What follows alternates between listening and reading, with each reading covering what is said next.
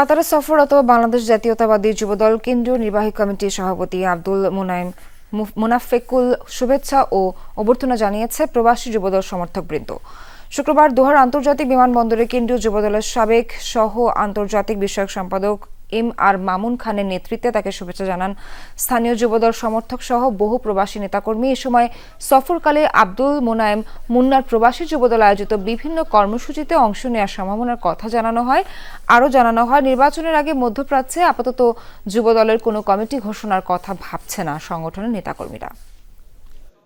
এবার যেহেতু আমি লন্ডন সফর থেকে এই রুটে আমি ফিরছিলাম, এই সুযোগে আমি জাস্ট এখানে আসা এবং যেহেতু রাজনীতি করি, রাজনৈতিক পরিস্থিতি দেখার জন্য তাদের সাথে আমার একটা সৌজন্য সাক্ষাৎ মতবিনিময় সভা হবে।